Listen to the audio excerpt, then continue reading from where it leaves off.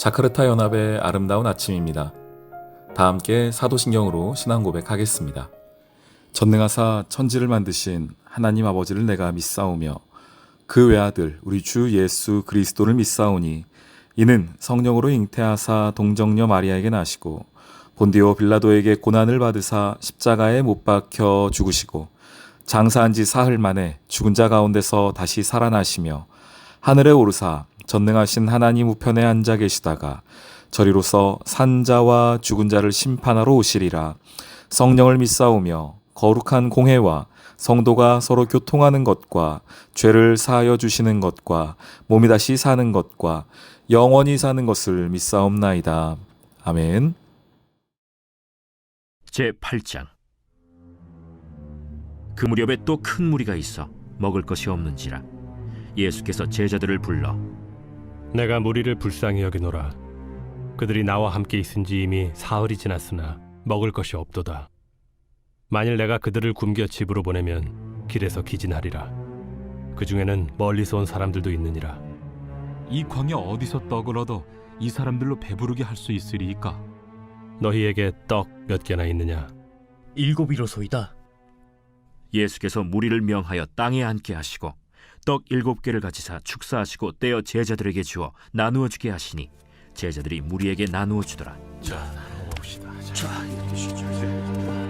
또 작은 생선 2마리가 있는지라 이에 축복하시고 명하사 이것도 나누어 주게 하시니 배불리 먹고 남은 조각 7광주리를 거두었으며 사람은 약 4,000명이었더라. 예수께서 그들을 흩어보내시고 곧 제자들과 함께 배에 오르사 달마누다 지방으로 가시니라. 바리새인들이 나와서 예수를 힐난하며 그를 시험하여 하늘로부터 오는 표적을 구하거늘 예수께서 마음속으로 깊이 탄식하시며 어찌하여 이 세대가 표적을 구하느냐? 내가 진실로 너희에게 이르노니 이 세대에 표적을 주지 아니하리라. 하시고 그들을 떠나 다시 배에 올라 건너편으로 가시니라.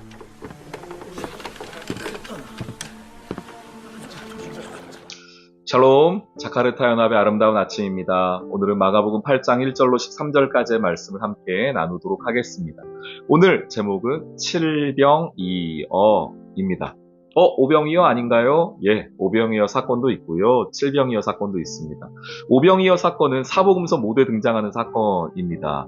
그런데 칠병이어 사건은 마태와 마가만 기록을 하고 있습니다. 말 그대로 칠병이니까 떡이 7개 있고 물고기는 2마리였었던 사건이 이 오병이어 사건과 얼마 차이 나지 않고 바로 기록이 되어져 있는 것을 보게 됩니다. 이 전체적인 줄거리나 내용은 오병이어 사건과 거의 동일합니다.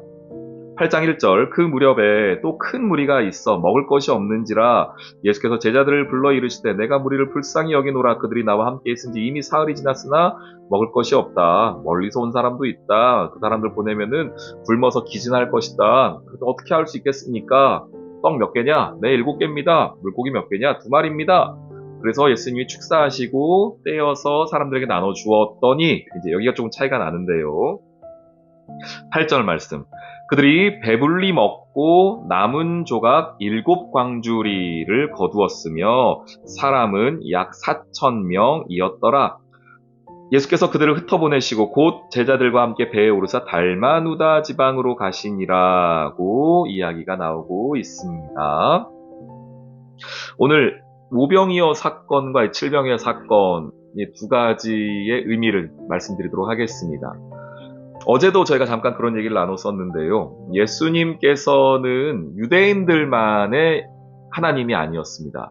유대인들은 그게 좀 못마땅했었죠. 구약 성경에 보면은 우리 가장 대표적인 것이 우리 요나 아니겠습니까? 요나가 왜 배 타고 도망가려고 했습니까? 니느웨 사람들이 구원받는 게 싫었거든요. 하나님이 니느웨에 가서 복음 전해라. 니느웨에 가서 회개를 전해라. 그럼 내가 용서해 주겠다. 라고 했던 것이 싫었어요. 왜냐? 만약에 니느웨 사람들이 회개하면 하나님은 그 회개를 들으시고 그들이 아무리 이방인이라고 해도 하나님은 그들을 용서하실 것을 알았거든요. 요나는. 그래서 아예 들을 수 있는 기회조차 허락하지 않겠다 해서 반대로 도망가다가 물에 빠지고 물고기 뱃속 들어가고 했던 것이 요나입니다. 그리고 나서도 그가 니느웨 땅 가서도 어떻게 합니까? 대충대충 전하잖아요. 3일을 끼리는데 원래는 제대로 돌려면 3일 동안 외쳐야 되는데 하루도 제대로 안 외치고서 하나님께서 어떻게 그 땅을 하실지 멀리서 지켜보는 장면이 나옵니다. 요나는 알고 있었습니다. 그것이 그의 마음에 들진 않았으나 유대인으로서 그가 가지고 있는 그 선민 사상에는 합당하지 않았으나 요나는 알고 있었습니다. 무엇을 알고 있었는가? 하나님은 이방인들에게도 동일한 하나님이시다. 이방인에게도 구원을 베푼 하나님이시다. 그들이 회개하고 돌아오기만 한다면 그들을 사랑하시는 하나님이다라는 것을 알고 있었습니다. 이 땅에 오신 예수님은 이제 그것을 직접적으로 보여주시는 겁니다. 오병이어 사건에서는 5,000명이 먹습니다. 그리고 12광주리가 남아요. 근데 오병이어 사건의 대상이 누구냐면 그 당시에 다 자리에 모였던 사람들이 누구냐 하면은 유대인들입니다. 유대인들. 그런데 오늘 나오는 칠병이어 사건은 달마누다 지방이라고 말하지 않습니까? 이방 땅이에요. 이방인 지역입니다. 칠병이어 사건은 4,000명이 먹고 7광주리가 남았습니다. 이 두 가지 사건의 핵심은 똑같습니다. 생명이 어디에 있는가? 예수 그리스도에게 있다. 또한 하나님의 나라는 얼마나 풍성한 곳인가? 이렇게 먹고도 12광주리, 7광주리가 남았으니까요. 여러분, 유대인들에게 12라는 숫자에 대한 그 이미지를 알고 계시죠? 하나님 나라의 완전성이에요. 하나님 나라 백성의 완전성이 12라는 숫자입니다.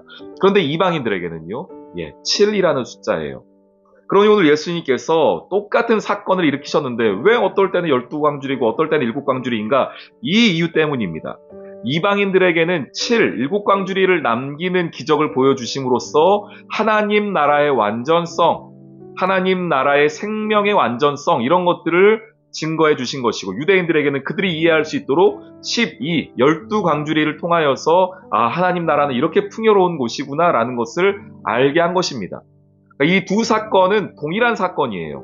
하나님 나라가 어떻게 이 땅에 임할 것이며 그 나라에서는 얼마나 풍성한 하나님의 은혜와 사랑을 나누는가가 핵심인데 두 대상입니다.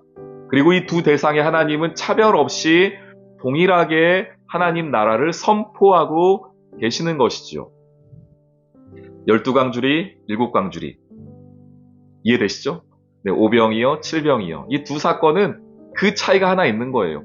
유대인 대상이냐, 이방인 대상이냐. 그렇지만 그 중심은 똑같습니다. 하나님 나라가 이 땅 가운데 임하게 되면 얼마나 우리 삶의 풍요로움이 일어나는가. 그 생명의 위대함이 얼마나 감사한 일인가가 그 가운데 담겨져 있는 것이죠. 그런데 보세요. 11절 보십시오. 바리새인들이 나와서 예수를 힐난합니다. 그를 시험하여 하늘로부터 오는 표적을 구하거늘 예수께서 마음속으로 깊이 탄식하시며 이르시되 어찌하여 이 세대가 표적을 구하느냐 내가 진실로 너희에게 이르노니 이 세대에 표적을 주지 아니하리라 하시고 그들을 떠나 다시 배의 건너편으로 가시는 장면이 나옵니다. 그러니까 이렇게 풍요롭게 하나님 나라를 증거하고 증명했음에도 불구하고 12광주리, 7광주리 하나님 나라의 그 놀라운 표적을 계속 보여주면서도 불구하고 문제는 뭐냐? 사람들이 믿지 않더라는 것입니다.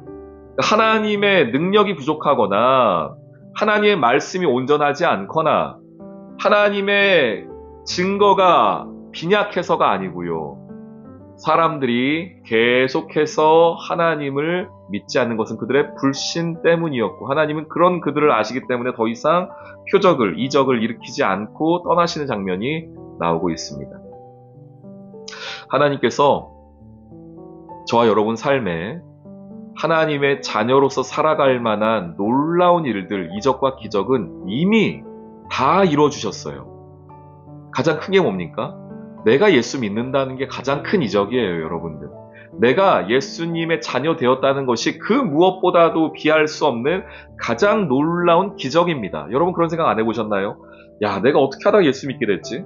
야, 내가 어떻게 하다가 목사 됐지? 저는 가끔 그런 생각하거든요. 근데 그럴 때마다 드는 생각이 뭐냐면은 목사 안 시켰으면, 목사가 안 됐으면은 하나님의 자녀로 살아가기에 내 스스로가 참 못난 사람이라, 부족한 사람이라 하나님이 목사라도 시켜서 끌고 가시는구나. 가끔 그런 생각할 때가 있습니다. 여러분도 그러지 않으신가요? 여러분이 예수 믿는 게 가장 놀라운 기적과 이적입니다. 그것 말고 더 큰 어떤 표적과 기적이 필요합니까? 그것보다 더 큰 어떤 이적이 필요합니까? 그런데도 우리는 이 놀라운 풍성한 증거가 있음에도 불구하고 계속해서 표적을 요구하는 시대에 살고 있습니다. 여러분, 그때 여러분의 삶을 증거로 내놓으십시오. 내가 바로 증인입니다. 내가 바로 하나님 나라의 증거입니다. 일곱 광줄인 거죠. 그러니 우리가 하나님 나라의 그 풍요로움을, 그 생명을 증거하는 증인의 삶이 저와 여러분의 삶이 될 줄 믿습니다. 오늘도 하나님의 그 증인의 삶이 되기를 소망합니다. 증거로 사는 여러분 되기를 소망합니다. 여러분을 통하여 하나님 나라가 이 땅 가운데에 널리 편만히 퍼질 수 있는 은혜가 있기를 주님의 이름으로 축원합니다. 아멘. 오늘의 기도.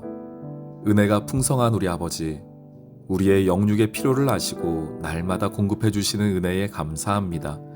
유대인, 이방인 차별 없으신 주님의 그 은혜를 오늘도 겸허하게 소망하오니 우리를 푸른 풀밭과 쉴 만한 물가로 인도해 주세요.